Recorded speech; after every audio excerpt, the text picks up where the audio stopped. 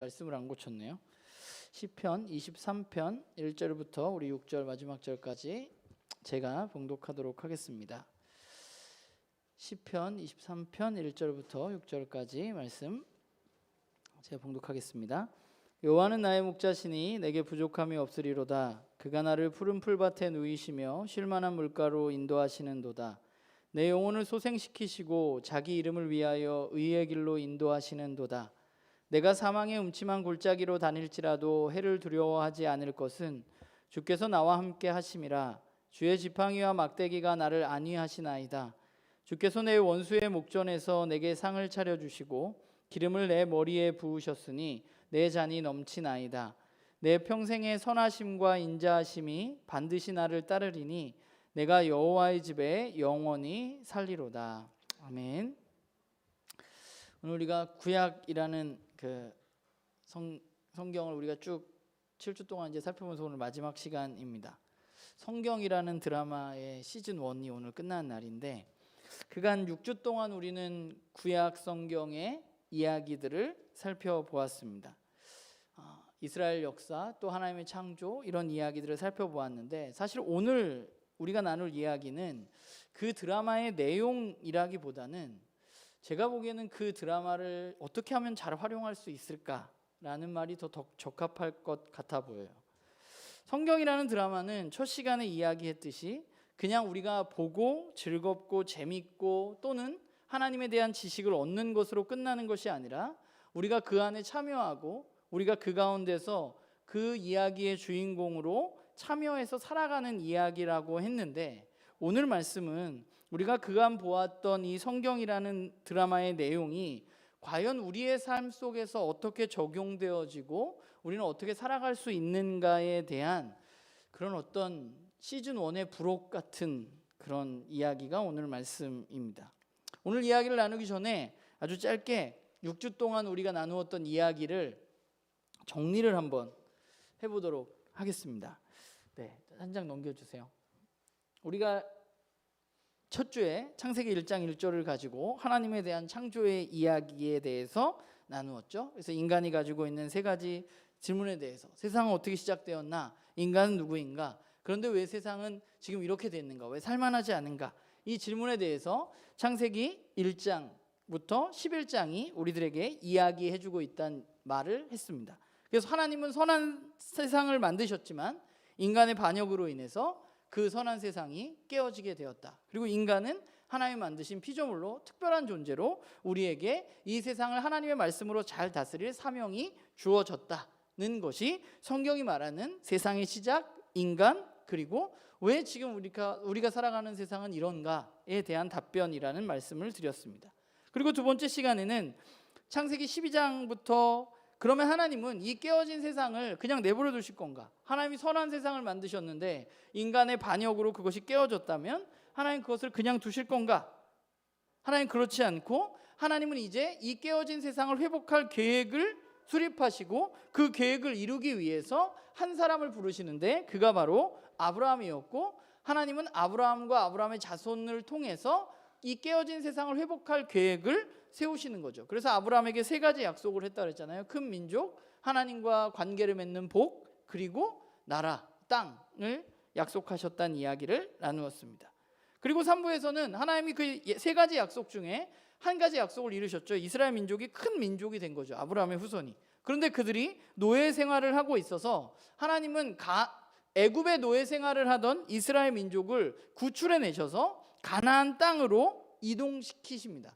그런데 그 가나안 땅으로 이동시키는 중에 하나님은 이제 어떻게 하나님의 백성으로 이스라엘 민족이 살아가야 하는지 하나님과 언약을 맺고 하나님의 백성으로 이스라엘 민족들을 부르시고 그들과 함께 하시는 거죠. 그래서 이스라엘 민족이 이제 시족이 아니라 하나님과 함께하는 하나님의 백성으로서의 삶이 시작되어지는 것이고 그 가운데 출애굽기 20장 2절은 이스라엘 민족이 언제나 기억해야 할 것은 하나님이 이스라엘을 바로의 노예였던 이스라엘을 종살이로부터 구출해 내셨다는 사실, 그래서 하나님의 백성으로 삼으셨다는 사실을 이스라엘은 기억해야 한다는 이야기를 우리가 세 번째 시간에 나누었습니다.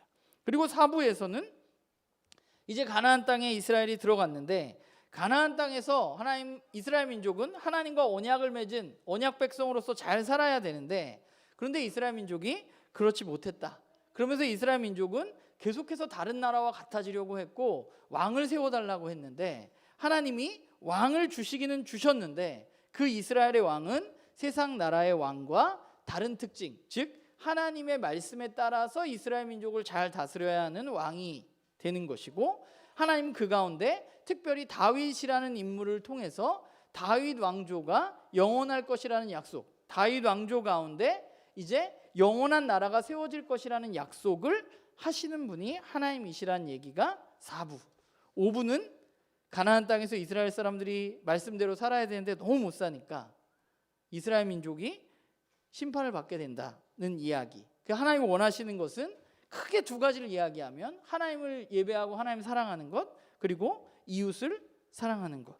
그렇게 하지 못했을 때 하나님 이스라엘 민족을 심판하실 것이고 심판을 당했다는 이야기를 우리가 5부에서 나눴고 6부에서는 이스라엘이 하나님의 말씀을 이제 드디어 안 들어서 이제 멸망을 하게 되었죠. 그럼 이스라엘이 이렇게 멸망하고 끝난 건가?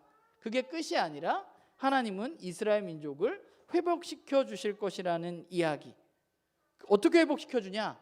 그들의 삶에 다윗 왕조의 한 왕을 통해서, 종을 통해서 이스라엘 민족의 하나님의 통치가 완전하게 이루어질 것임을 하나님은 이야기하셨다는 것이 지난주까지의 내용입니다. 자, 여러분이 누가 성경은 뭘 얘기하냐? 라고 물어봤을 때 이 정도는 얘기를 해줘야 성경은 이런 거구나 듣는 사람이 알 수 있겠죠. 구약 성경은 뭘 얘기하는데? 라고 얘기하면 이건 좀 길지만 이거보단 짧게 여러분들이 이해한 것들을 이야기해 줄 수 있어야 된다고 저는 생각해요. 왜냐하면 우리는 평생 이 책만 보는 사람들인데 이 책을 우리가 매일 보는데 이거 내용을 누구에게 이야기하지 못한다는 것은 우리에게 저는 문제가 있다고 생각합니다. 그러니까 여러분들이 내용을 드라마라고 생각하고 쫙 숙지하시는 게 중요합니다. 구약이 이런 이야기를 하고 있어요. 그런데 우리는 이 드라마를 보면서 그래서 알 수 있는 거죠. 성경이 말하는 세계관은 이런 것이고 또한 그 세계관 가운데 하나님의 일하심, 하나님의 계획, 그리고 그 가운데 인간의 역할, 하나님의 백성의 역할들을 알 수 있는 것입니다. 그리고 성경의 세계관을 갖고 이제 하나님을 믿고 하나님의 자녀로 살아가는 우리는 구약이라는 이 드라마를 통해서 하나님의 백성이 그럼 과연 어떤 삶을 살아가야 하는지, 하나님의 백성다운 삶을 살지 못했을 때 우리에게 어떤 일이 일어나는지에 대해서 우리는 알 수 있었던 것입니다. 결국 아주 짧게 얘기하면 성경이 말하는 것은 하나님이 이 세상을 창조하신 창조주시라는 것과 하나님이 만드신 세상은 선하지만 하나님이 이 세상을 맡겨주신 인간이 하나님을 반역함으로 인해서, 즉 죄로 인해서 이 세상은 깨어졌고 하나님은 이제 하나님의 백성을 통해서 이 깨어진 세상을 회복하실 것이라는 내용이 바로 성경이 말하는 내용입니다. 그러면 이제 하나님의 백성으로 이 세상의 회복의 사명을 간직한 사람들은 어떻게 살아야 될까? 어떻게 하나님의 백성으로서 우리가 잘 살아갈 수 있을까? 우린 맨날 그런 생각을 하잖아요. 우리가 그리스도인으로 어떻게 잘 살아갈까? 하나님의 자녀로 어떻게 잘 살까? 이런 생각을 하게 되는데 그것은 굉장히 중요한 것이죠. 우리가 성경을 읽을 때 진짜 중요한 것이 우리가 그러면 하나님의 백성으로 어떻게 오늘 이 세상에서 잘 살아갈까 하는 것입니다. 우리는 성경을 읽을 때 지식을 쌓기 위해서 성경을 읽는 게 아니에요. 우리가 지식을 더 많이 알기 위해서 이 드라마를 보는 게 아니라 우리는 이 성경이라는 드라마를 통해서 오늘 우리들의 삶에 지속적으로 적용하면서 그리고 이 드라마를 믿고 살아가는 그러면 나는 과연 어떻게 살아야 하는가에 대해서 계속해서 질문하고 적용하면서 살아가는 사람들이 바로 그리스도인들인 것이죠. 그래서 우리는 매일 큐티를 하면서 말씀을 보고 말씀의 내용을 정리하고 적용하는 일을 해나가는 것입니다.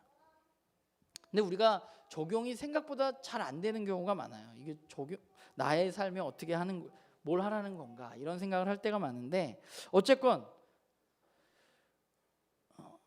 우리뿐 아니라 당시 이스라엘 사람들도 우리와 비슷한 상황이었을 거예요. 하나님의 백성으로 살아가야 하는데 어떻게 살아가야 하는가 라는 것에 대한 질문을 그들은 던질 수밖에 없었던 거죠. 물론 정답은 우리가 너무 잘 알고 있으시 하나님의 말씀대로 살아가면 됩니다. 그러면 하나님의 말씀대로 살아간다는 것은 어떤 것인가? 오늘 우리가 나눌 말씀은 구약 성경의 성문서, 지혜서라 불리는 부분들입니다. 오늘 그것들 가운데 그 성경들에는 우리가 우리의 삶을 살아가면서 하나님의 백성으로 어떻게 살까에 대한 그런 사람들의 질문과 그것에 대한 이야기가 기록되어져 있습니다. 하나님의 말씀을 아는 사람들, 하나님의 말씀대로 살아가는 사람들은 그러면 어떻게 하면 이 세상 가운데 지혜로운 사람으로, 정의로운 사람으로 살아갈 수 있을까? 이 이야기를 우리에게 가장 많이 해주고 있는 책이 바로 잠언이죠. 우리가 얼마 전에 잠언을 묵상했는데 잠언에서 가장 강조하고 있는 말이 뭐예요? 지식, 지혜의 근본은 뭐예요? 여호와를 경외하는 것입니다. 그들의 삶 속에서 하나님의 백성으로 살아가면서 자신들이 겪었던 이야기들, 특별히 도덕적인 원리들, 이런 것들을 잠언이 우리에게 이야기해주고 있는 것이죠. 하나님을 경외하는 삶을 살아가는 것이 진짜 지혜로운 거야 라고 말하고 있습니다. 왜냐하면 하나님이 이 세상을 만드셨고, 그렇다면 하나님의 백성인 자신들의 이야기는 하나님의 말씀을 따라 사는 것이 가장 지혜롭다고 이 사람들은 믿었어요. 그래서 이 사람들은 그게 가장 보편적이라고 생각을 했어요. 하나님의 말씀을 따라 살아가는 삶이, 하나님이 이 세상을 만들고 모든 사람을 만들었다면 모든 사람들에게 적용되어지는 보편적인 이야기라고 생각을 했던 거죠. 그래서 지혜서인 잠언을 보면 거기에는 역사 얘기도 안 나오고 하나님의 얘기도 많지 않지만, 그러나 하나님의 말씀대로 하나님을 경외하는 사람들의 삶에 대해서 기록하고 있는 것입니다. 그런데 우리가 잠언을 읽으면서 유의해야 할 것은, 지혜의 근본은 하나님을 경외하는 것이 분명한데, 그것이 진리인데 그들과 우리들의 삶의 자리가 너무 다르고, 또한 삶이란 것은 너무나 다양한 이야기들이 존재하기 때문에 일반적인 그 사람들이 이야기하는 도덕적인 원리들이 오늘 우리에게 그대로 적용되어지지 않는 경우들도 있다는 것입니다. 뭐 예를 제가 하나 들어볼게요. 잠언 5장 31절에 보면 이런 말이 나와요. 가난한 사람을 학대하는 자는 그를 지으신 이를 멸시하는 자요, 궁핍한 사람을 불쌍히 여기는 자는 주를 공경하는 자니라 라고 말합니다. 하나님을 아는 사람은 가난한 사람을 학대하지 않는다는 거예요. 궁핍한 사람을 불쌍히 여기는 사람이 하나님을 공경한다는 거예요. 우린 여기에 모두가 그렇지, 우리가 하나님을 안다면 궁핍한 사람을 도와야지 라고 생각하는데, 그런데 잠언 10장 27절에 보면 이런 말이 나와요. 여호와를 경외하면 장수하느니라, 그러나 악인의 수명은 짧아지느니라 라고 말합니다. 그럼 우리는 여기서 그런 질문을 던질 수 있는 거죠. 그러면 빨리 단명하는 사람들은 여호와를 경외하지 않는 것인가라는 질문을 우리는 하게 되는 거죠. 그러니까 잠언 5장 31절, 제가 조금 전에 읽어드렸던 말씀은 우리가 모두 지금 수긍할 수 있는 내용이지만, 잠언 10장 27절의 말씀을 오늘 우리들의 삶 가운데 그대로 적용할 수는 없는 것입니다. 그래서 우리는 잠언을 읽을 때 말씀이 이렇게 말하니까 이건 정답이야 라는 태도로 이 말씀을 읽어 나가서는 안 되는 거예요. 왜냐하면 그들은 보편적이라고 생각해서 이야기했지만 그것이 보편적인 이야기가 될 수 없는 분명한 한계를 가지고 있기 때문입니다. 잠언의 전반적인 메시지는 하나님을 신뢰하면서 살아가는 것입니다. 하나님을 경외하고 하나님을 잘 신뢰하면 우리들의 삶이 형통하고 우리들의 삶 가운데 놀라운 축복이 일어난다는 것이 일반적인 잠언의 이야기들이에요. 잠언은 우리에게 하나님을 잘 믿고 잘 살아가면 너와 너의 가족이 형통할 것이라고 이야기합니다. 그리고 이것은 구약 성경 전반에 걸쳐서 이야기하고 있는 큰 줄기의 메시지입니다. 그런데 거기에 문제가 있는 거죠. 어디에 문제가 있냐? 늘 그렇지 않은데 문제가 있는 거죠. 하나님을 잘 따르고 잘 믿으면 너와 너의 가족이 형통할 거라고 성경이 분명히 이야기했는데, 인생을 살아가다 보면 하나님을 잘 믿고 하나님의 말씀을 따라서 최선을 다해서 살았는데 우리들 가운데 형통하지 않은 것 같은 삶이 펼쳐질 때 이것 가운데 우리는 질문할 수밖에 없는 것이죠. 삶이 우리들에게 조금 전에 말했던 공식처럼 하나님을 잘 믿고 잘 살면 너와 내 집이 형통할 거야. 하나님을 잘 믿으면 네가 축복을 받고 하나님을 잘 믿지 않으면 너는 심판을 받을 거야. 이런 수학 공식처럼 이 공식에 우리의 삶을 대입해서 정말 정답처럼 결과가 딱 나오면 좋은데, 그런데 우리들이 살아가는 삶은 그렇지 않은 경우들이 너무 많다는 것이죠. 살다 보면 하나님의 말씀을 잘 지키고 살아가는 이들에게 고난과 어려움이 닥쳐오기도 하고, 오히려 악을 행하는 이들이 잘 풀리는 것처럼 하나님의 말씀을 따라서 최선을 다해서 살아가는 이들은 오히려 고난을 받는 일들이 일어나는 것을 우리는 보게 되는 것이죠. 어쩌면 우리들의 삶은 그런 삶이 우리들에게 더 익숙해져 있는지도 모르겠어요. 특별히 오늘날 우리가 살아가는 이 시대에는 이런 일들이 우리 주변에 사실 너무 많습니다. 그러면 조금 전에는 분명히 하나님을 잘 믿고 열심히 말씀에 따라 살면 우리는 축복을 받고 형통할 것이라고 생각했는데, 그럼 성경이 틀린 건가? 성경은 이것에 대해서 뭐라고 이야기하고 있는가? 우리는 좀 생각해 볼 필요가 있는 것이죠. 근데 우리만 고민한 게 아니라 이것은 이스라엘 사람들도 그 문제에 대해서 고민을 했던 것 같아요. 그래서 제가 봤을 때는 욥기나 전도서 같은 책들이 성경에 기록되어져 있는 것이죠. 고난의 문제를 다룬 욥기를 살펴보면 욥기를 시작하면서 분명히 얘기해요. 욥은 하나님 보시기에 신실한 사람이었습니다. 흠이 없는 사람이었어요. 그런데 그가 이유 없는 말도 안 되는 고난을 겪게 되는 거죠. 자신이 갖고 있던 가축이 죽고 재산들이 사라지고 심지어 자녀들이 죽고 자신이 병에 걸리고 하나만 있어도 힘든 일인데 연타석으로 그는 엄청난 고난을 겪습니다. 우리가 조금 전에 말했던 공식대로라면 하나님 보시기에 흠이 없고 신실한 욥은 이런 고난을 당하면 안 될 것 같은데, 그런데 그는 고난을 당했습니다. 그런데 하나님은 어떻게 하시느냐? 하나님 별 말씀 안 하세요. 욥기 처음부터 끝까지 거의 끝에 가서 하나님 등장하십니다. 하나님은 철저하게 그 욥의 고난 가운데 굉장히 긴 시간을 침묵하십니다. 그의 삶이 신실했기 때문에 고난이 없어야 하고, 또 만약에 고난이 생긴다면 하나님이 그것을 빨리 해결해 주는 하나님이어야 우리는 그 하나님을 전능하신 하나님이라고 여길 수 있을 텐데, 하나님은 그 문제를 해결해 주시지 않고 침묵하십니다. 그가 고난받는 동안 하나님 가만히 계세요. 친구들이 와서 욥을 조롱하고 말합니다. 네가 고난을 당하는 거 보니까 너는 분명히 하나님 앞에 죄를 지은 것이 분명하다. 그러니까 너는 빨리 너의 죄를 찾아서 하나님 앞에 회개해라. 그래서 욥은 뭐라 그래요? 하나님께 원망하죠. 왜 나를 태어나게 했냐면서 자신의 출생을 저주합니다. 그런데 하나님은 한참을 침묵하십니다. 하나님의 백성은 이 땅에 살아가는 고난의 문제에서 면제받을 특권이 우리에겐 주어져 있지 않습니다. 그러면 하나님 무기력한 분인가? 우리는 이 땅 가운데 하나님 믿을 필요가 없는 건가? 라고 생각할 수 있죠. 이것뿐만이 아니에요. 전도서를 보면 전도서는 삶의 허무와 죽음의 문제를 다룹니다. 사실 전도서의 저자는 지혜로운 자라고 기록되어져 있고 모든 것을 소유한 사람입니다. 그의 가정은 풍요로웠고 모든 것을 누리고 있었어요. 아무 문제가 없었습니다. 그런데 아무 문제가 없이 내가 갖고 싶은 것을 다 갖고 내가 하고 싶은 것을 다 한 사람이 이 땅에서의 인생에 대해서 뭐라고 말하냐 하면 헛되니 모든 것이 헛되도다라고 말합니다.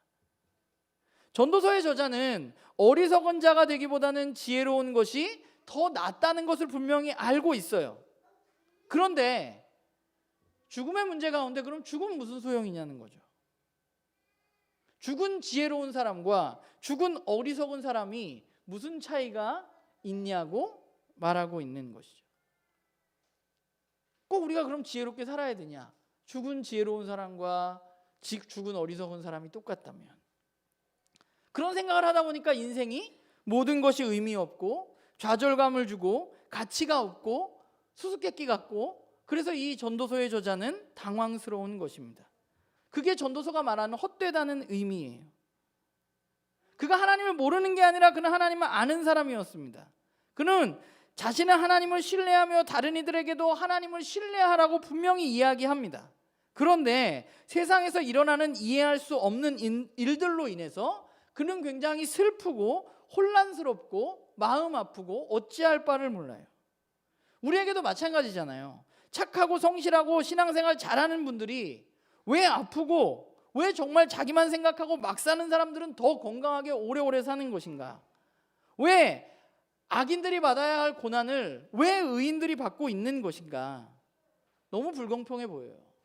전도서 저자도 이것을 이야기합니다. 전도서 8장에 보면 뭐라고 말하냐면 악인들이 받아야 할 벌을 받는 의인들이 있고 의인들이 받아야 할 보상을 받는 악인들도 있다고 전도서 저자는 말해요. 고난의 문제, 부조리의 문제, 세상의 허무함의 문제, 죽음의 문제에 대해서 욥기나 전도서가 이야기하고 있는 것이죠. 그러면 하나님의 말씀인 성경은 그 질문에 대해서 뭐라고 대답하고 있는가? 여러분은 뭐라고 대답하면서 살아가셨어요? 그리스도인으로서 고난의 문제, 인생의 허무의 문제, 부조리의 문제를 보면서 여러분들은 무엇라고 대답하면서 살았는지 좀 생각해 보았으면 좋겠어요. 고난 가운데 성경은 뭐라고 얘기하냐면 고난 가운데 아무것도 하지 않으시고 무기력해 보이셨던 그 하나님 정말 그렇게 아무것도 할 수 없는 전능하지 않은 무기력한 신인가? 욥기를 보면 욥이 막 자신의 인생을 저주하고 하나님 나타나 보십시오. 하나님과 내가 대면해가지고 하나님께 좀 따져보겠습니다. 나는 죄가 없는데 나에게 왜 이런 일이 찾아옵니까? 라고 욥이 하나님 앞에 굉장히 울부짖습니다. 그런데 하나님께서 정말로 그에게 폭풍 속에서 나타나셨습니다. 그게 욥기 38장이에요. 거의 끝에. 하나님이 38장하고 39장이 욥에게 하나님이 하신 말씀인데 이 하나님이 하신 38장과 39장의 말씀을 살펴보면 하나님이 욥 앞에 나타나서 정말 욥을 무슨 이 링이라면 코너로 몰아넣는 것처럼 정말 속사포처럼 계속 얘기하세요. 근데 하나님의 첫 마디가 뭐냐면 욥기 38장 2절에 하나님 폭풍 가운데 나타나셔서 하나님이 처음 하신 이야기는 뭐냐면 내가 누구이기에 무지하고 헛된 말로 내 지혜를 의심하느냐 하는 것입니다. 네가 뭔데 피조물인 주제에 신인 나의 지혜를 의심하냐고 하나님은 말씀하십니다. 그러면서 제일 처음 하는 게 이 말이죠. 내가 땅에 기초를 놓을 때 너는 어디 있었니? 하늘의 별들을 만들 때 너는 뭐 했니? 이 이야기를 하나님이 이런 류의 이야기를 38장 39장에 여러분 집에 가서 읽어보세요. 하나님 그냥 욥에게 계속 퍼부어. 그것이 하나님의 이유 없는 고난에 대한 답변입니다. 우리는 왜 그런 일이 일어나는지 알 수 없습니다. 우리에게 고난이 찾아오는 것은 우리가 뭘 잘못해서 우리에게 찾아오는 것이 아니라 물론 그런 경우도 있어요. 그러나 대부분의 경우는 그렇지 않습니다. 우리에게 왜 고난이 찾아오는지, 나에게 왜 질병이 찾아오는지 우리는 알 수 없는 경우가 대부분입니다. 그런데 많은 그리스도인들이 욥기에 나오는 욥의 친구들처럼 고난을 당한 사람들을 보면 너무 쉽게 공식을 생각해내요. 하나님을 잘 믿으면 복을 받고 하나님을 잘 믿지 못하면 심판을 받는다는 공식이 우리가 배운 공식이기 때문에 우리는 그 공식으로 그 사람들에게 이야기하는 거죠. 아무래도 너한테 병이 생긴 걸 보니까 너의 신앙생활에 문제가 있는 것 같다. 너의 죄의 문제가 해결이 덜 된 것 같아. 너 좀 회개해야 되고 너 조금 더 교회에 봉사하고 헌신해야 되지 않냐? 라고 말합니다. 그런데 하나님은 우리에게 고난당한 욥에게 그렇게 말씀하시지 않았습니다. 하나님의 이야기는 하나예요. 네가 나를 잘 못 믿어서 너에게 고난이 생긴 게 아니라 하나님이 하시는 말씀은 신인 하나님 앞에 너무 작은 피조물인 우리의 모습, 우리가 지혜라고 불리는 우리의 아주 알량한 머리, 그게 하나님 앞에서 얼마나 초라하고 아무것도 아닌지 네가 인정해야 한다고 하나님은 말씀하십니다. 우리 모두는 우리의 삶에 고난이 일어나지 않았으면 좋겠지만 여전히 일어납니다. 우리가 창조주이신 하나님을 정말로 믿는다면 우리가 생각하는 고난이라고 정해놓은 그 무언가가 그분에게는 어떤 것인지 사실 우리는 알 수 없는 것이죠. 그 고난은 누가 정한 거예요? 우리가 정하는 거죠. 아프고 힘든 것, 고난이라고 생각하는 것은 인간이 생각하는 것입니다. 그분이 그것을 아는지 그분이 그걸 어떻게 생각하시는지 우리는 여전히, 또 그분의 큰 계획 가운데 그것이 어디에 있는지 우리는 알지 못한다는 거죠. 그렇다고 하나님이, 제 말씀이 하나님 우리의 고난에 관심이 없거나 그런 분이라고 이야기하는 게 아니에요. 오늘 우리가 찬양했잖아요. 제일 처음에 찬양한 노래의 가사가 뭐예요? 그의 생각 셀 수 없고. 우린 그 노래 되게 많이 부르는데 우린 자꾸 우리가 셀 수 있다고 생각해요. 우린 그분의 생각을 셀 수 없습니다. 그러나 그 찬양이 뭐라고 나와요? 그의 생각 셀 수 없고, 그런데 뭐예요? 분명한 게 있잖아요. 그분의 자비와 은혜가 영원하다는 사실, 우리는 그것을 알고 있는 거죠. 죽음의 문제와 인생의 허무의 문제도 마찬가지입니다. 사실 이 부분에 대해서는 성경은 저는 굉장히 명확한 답변을 주고 있다고 생각해요. 그런데 안타까운 것은 전도서의 저자가 이 답변을 보지 못했다는 것이고 우리는 보았다는 것입니다. 악인들이 받아야 할 벌을 의인들이 받는 일을 우리는 너무 잘 알고 있죠. 아주 큰 사건 하나를 통해서. 뭐예요? 십자가죠. 죄인이 받아야 할 벌을 의인인 예수 그리스도가 받은 일을 우리는 너무 잘 알고 있습니다. 그분이 있기에 우리의 의로운 삶이 의미가 없는 게 아닙니다. 예수님은 악인들이 받을 벌을 대신 받으셨습니다. 예수님의 죽음이 그래서 우리에게 너무 허무해 보이기도 합니다. 그러나 그 죽음이 허무한 것이 아니라 악인이 받아야 할 고난을 의인이 받았을 때 우리는 허무하다. 그럼 우리가 의인으로 사는 게 무슨 의미가 있어? 라고 생각할지 모르지만 하나님은 그것에 대해서 분명한 답변을 제시해 주셨죠. 어떻게 하셨어요? 죽은 예수 그리스도를 다시 살리셨습니다. 예수 그리스도의 십자가와 부활이 있기 때문에 더 이상 저와 여러분의 삶이 의롭게 살아도, 의롭게 살다가 벌을 받고, 의롭게 살다가 고난을 당하고, 의롭게 살다가 악인이 받아야 될 벌을 내가 받더라도 그게 허무한 게 아니라 우리들에게는 부활을 보여주신 하나님이 있으시기 때문에 우리는 그 죽음이 헛되다고 말할 수 없는 것이죠.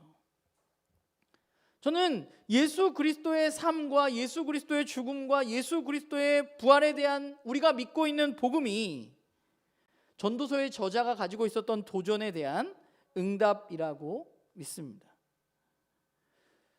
그러면 우리는 하나님의 백성으로 어떻게 살아야 할까? 저는 가장 먼저 우리가 해야 할 것은 우리가 가지고 있는 선입견과 오해를 좀 걷어내는 일이 필요하다는 생각이 있어요. 우리도 마찬가지로 그 공식으로 자꾸 살아가려고 그래요. 우리 안에 생긴 오해가 예수님 믿으면 모든 것이 잘 될 거라는 오해입니다. 우리는 예배 때 기쁨과 감사가 넘쳐야 한다고 생각을 해요. 기쁨과 감사가 없으면 쟤는 예배 드렸는데 왜 저래? 쟤한테 뭔가 문제가 있다고 생각을 해요. 그런데 그렇지 않습니다. 오늘 우리는 시편 23편을 읽었는데요. 시편은 하나님을 찬양하는 시 150편이 기록되어져 있습니다. 그 150편 중에 가장 많은 시가 뭐냐 하면 바로 애가입니다. 슬픔에 관한 노래입니다. 우리의 인생은 항상 좋은 일만 있는 게 아니에요. 오늘 우리가 읽은, 우리가 너무 좋아하는 시편 23편도 어떤 일이 일어났어요? 그가 어디 있어요? 사망의 음침한 골짜기를 걷게 되는 일이 있는 거죠. 사망의 음침한 골짜기를 걷는 게 잘못은 아니잖아요. 사망의 음침한 골짜기를 걸을 수도 있지. 우리는 어떤 생각이 있냐면 우리는 약간 뭘 이렇게 자꾸 가르쳐 주려고 그래. 저도 그렇고 목살에서 그냥 사망의 음침한 골짜기를 걸을 때도 있어요. 근데 우리는 거기서 꼭 내가 뭘 해가지고 구출해 줄 수 있다고 생각해. 근데 우리의 인생이 그렇지 않을 수도 있어요. 그냥 우리는 모두가 어느 순간 사망의 음침한 골짜기를 걷게 되는 일이 우리에게 있을 수도 있어요. 그런데 우리가 해야 할 일은 그 사람이 사망의 음침한 골짜기를 걷고 있다고 너 좀 문제 있는 거 아니니? 너 신앙생활을 돌봐야지 라고 이야기하는 게 우리가 해야 할 일이 아니라, 또 내가 만약에 거기 있다면 내가 사망의 음침한 골짜기를 걷는 것이 이거 뭔가 신앙생활 하는데 내가 이렇게 보이면 사람들이 날 이상하게 생각하지 않을까 해서 숨기는 게 우리가 해야 할 일이 아니라, 내가 마치 음침한 골짜기에 있는데 푸른 초장에 있는 것처럼 행동하는 게 우리가 해야 할 일이 아니라, 시편이 우리에게 이야기해주는 매우 중요한 한 가지는, 내가 사망의 음침한 골짜기에 있을지라도, 내가 이해할 수 없는 일을 당했을지라도 그 모든 것을 하나님 앞으로 가져가야만 한다고 시편은 우리에게 말해주고 있는 거예요. 시편의 시인들은 좋은 일만 하나님 앞에 이야기한 게 아니에요. 좋은 일만 하나님 앞에 찬양한 게 아니에요. 시편의 시인들은 내 존재 모든 것을 하나님 앞에 가지고 나갔습니다. 내가 사망하는 음침한 골짜기에 있을 때라도 그것을 하나님 앞에 말했어요. 내가 사망한 음침한 골짜기에 있습니다. 다윗이 뭐라 그랬어요? 다윗이 사울이 자기를 죽이려고 하고 자기를 죽이려는 여러 원수들 가운데 뭐라 그랬어요? 하나님, 저는 사람들이 저를 죽이려고 하는데 괜찮습니다. 저 사람들을 용서해 주십시오. 다윗은 안 그랬어요. 다윗은 하나님 앞에 나가가지고 그랬어요. 저 새끼들 죽여달라고. 우리의 삶에는 하나님 앞에 나아가는 우리의 모습에는 우린 너무 좋은 것만 가지고 나가려고 그래. 괜찮은 모습. 하나님 다 알고 계심에도 불구하고 안 그런 것처럼, 교회 내에서도 안 그런 것처럼, 나는 매일 괜찮은 것처럼, 나에게는 매일 은혜와 감사가 넘치는 것처럼, 우리의 인생이 그렇게 아닌데 왜 자꾸 그런 척하고 살아요? 우리의 인생의 모든 문제, 감사와, 우리 지훈 형제가 붙어가지고 우리가 모두가 감사하고 있잖아. 이런 감사의 문제가 있을 때 우리는 하나님 앞에 나아가죠. 근데 그렇다고 그런 일이 없다고 우리는 그럼 하나님 앞에 안 나갈 거야? 괜찮은 척하면서? 아니잖아. 이 세상에는 여러분 이해 안 되는 거 투성이에요.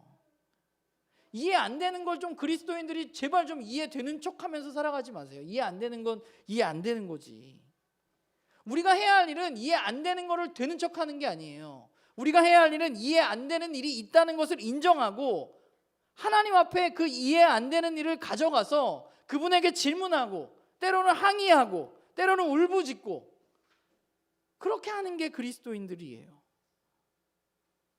우리가 해야 할 일은 이런 일들이 일어난 걸 보니까 하나님이 나를 사랑하시지 않는 것 같구나, 하나님이 선하시지 않구나 라고 이야기하는 게 아니라, 나에게 고난과 어려움이 찾아올 때 그 문제를 그냥 하나님 앞에 가지고 가는 거예요. 하나님, 왜 나한테 이런 일이 생겼나요? 난 도저히 이해할 수가 없네요. 하나님, 제가 죽고 싶습니다. 왜 나한테 이런 일이 있나요? 내가 예수님, 하나님 잘 믿고 있는데. 이게 우리가 해야 할 거지. 우리가 판단해서 내가 판단하니까 하나님 선하신 분이 아니구나, 내가 판단하니까 하나님 나를 사랑하시지 않는구나, 그건 우리가 판단하는 거예요. 우리는 판단하는 사람이 아니에요. 우리는 문제를 하나님 앞에 가지고 나가는 사람이지.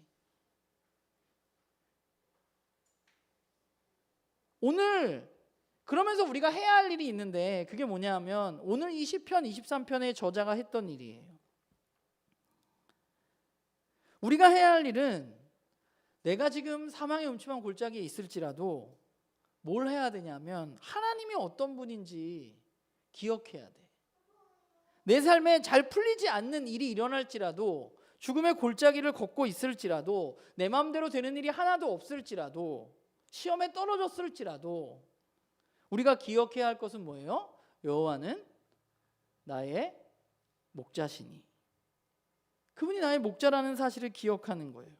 우리가 우리의 일상 속에서 해야 할 일은 하나님을 알아가고 그분의 성품을 알아가서 그분을 기억하는 것입니다. 그리고 그분을 신뢰하는 것입니다. 그분이 나를 올바른 길로, 푸른 초장으로 인도해 주실 목자라는 사실을 우리는 알고 그분을 믿고 신뢰하는 것입니다. 그게 우리가 해야 할 일이에요. 우리가 그분을 믿고 신뢰한다 그래서 지금 당장 음침한 골짜기에서 푸른 초장으로 안 나올 수도 있어. 그러나 우리가 해야 할 일은 그분이 우리를 푸른 초장으로 이끌어 가시는 분이라는 사실을 신뢰하고 믿는 것입니다. 그래서 하나님이 어떤 분인지 기억하는 것과 또 하나는 그분이 하실 일을 우리는 기억하고 신뢰하는 거예요. 나의 목자가 되시기 때문에 그분은 어떤 일을 하세요? 나를 사랑하시기 때문에 나를 푸른 풀밭에 누이시고 쉴만한 물가로 인도하시고 내 영혼을 소생시키시고 의의 길로 인도하시고 나와 함께 하시고 내 원수가 있는데 언젠가 원수 앞에서 상황을 대역전시키셔서 나에게 거하게 상을 차려주실 분이 바로 여호와 하나님이시라는 사실을 기억하고 신뢰하는 것, 그것이 우리가 해야 할 일입니다. 우리는 그분을 신뢰해야만 해요. 그래야 하나님의 백성으로 이 땅 가운데 살아갈 수 있습니다. 우리의 만약 신뢰가 흔들릴 때, 내가 그분에 대한 신뢰가 흔들릴 때 그럼 우리는 뭘 해야 하느냐? 하나님 정말 그런가? 그럼 뭘 해야 될 것 같아요? 오늘 말씀에 빌자면 우리는 그것도 하나님 앞에 가지고 나와서 하나님 앞에 말을 해야죠. 하나님, 전 하나님을 신뢰할 수가 없습니다. 하나님에 대한 내 믿음이 점점 작아집니다. 그분 앞에 부르짖어야 하는 것입니다. 그냥 스스로 판단하고 하나님이 도저히 그럴 수 없는 분이지 그렇게 생각하면서 살아가지 마시고 제발 하나님 앞으로 여러분의 문제를 가지고 나오세요. 제가 결혼 초반에, 요즘엔 좀 안 그러려고 노력하는데, 결혼 초반에 저희 아내한테 정말 많이 들었던 얘기가, 싸우면서 들었던 얘기가, 지금도 뭐 그런 얘기 듣지만 잘 안 듣는 거예요. 얘기하는데 잘 안 듣는 거. 그런 우리가 너무 잘하는 거 있잖아. 남자들은 잘 안 들어요. 남자들은 들으면 바로 그걸 어떻게 해주고 싶어해. 그런데 그렇게 해주고 싶어해도 안 되거든요. 자꾸 그러지 마세요. 그냥 들어주고 좀 같이 욕 좀 해줘. 그게 그래도 그것만으로도 말하는 사람은 위로가 된다고 이야기하는데, 여러분 하나님은 저보다, 여러분들과 같이 사는 가족들보다 여러분 이야기를 가장 잘 들어주시는 분이세요. 여러분이 가서 울부짖고 이야기하면 하나님이 저는 들어주신다고 믿어요. 그게 성경이 우리에게 이야기하는 바예요. 그리고 거기에 더불어서 그분이 진짜 나의 목자고 나를 푸른 초장으로 인도해 주실 분임을 우리가 믿는다면 우리는 매 순간 그분을 기억하면서 우리의 신뢰를 더 굳건히 하고 그분을 경험하고 그분 안에서 살려고 애써야 하는 것이죠. 주님의 선하심과 인자하심이 내가 사는 날 동안 나를 따를 것을 내가 믿기 때문에 그분 안에서, 그분의 집에서 우리는 영원히 살아가는 것이죠. 여러분, 이스라엘이 실패했던 이유는 이스라엘이 하나님을 기억하지 못했기 때문입니다. 기억하지 못해서 신뢰하지 못했던 거예요. 우리가 지난주에 읽었던 사사기 말씀 읽었잖아요. 드보라 이후에 이스라엘 민족이 악을 행했을 때, 하나님이 부르짖었을 때 예언자를 보내서 그들에게 하신 말씀이 뭐예요? 다시 기억하는 거잖아. 내가 너를 애굽에서 인도해냈다. 너는 하나님의 백성이다. 너 가나안 땅에 들어가면 우상 숭배하지 말라 그랬지 않냐. 계속해서 기억하는 거예요. 매일매일. 바라기는 저도 그렇고 여러분들도 그렇고 일상에서 하나님을 기억하는 우리들이 됐으면 좋겠어요. 예전에 우리 북클럽 할 때 일상에서의 예배였던가 그 책? 네, 그런 책이 있었어요. 이불을 피면서 하나님을 생각하고, 떨어지는 샤워기에 물을 맞으면서 하나님을 기억하고, 맨날 어디 가는 자동차 키를 보면서 하나님을 기억하고, 일상 가운데 하나님을 기억하고, 또 그 기억 가운데 그분을 더욱더 신뢰하고, 또 여러분이 문제가 있고 여러분이 질문이 있으면 너무 부끄러워하지 마시고, 그게 잘못된 게 아니에요. 질문하고 문제가 있고 그런 것들은 언제라도 하나님께 가지고 나가시기 바라요.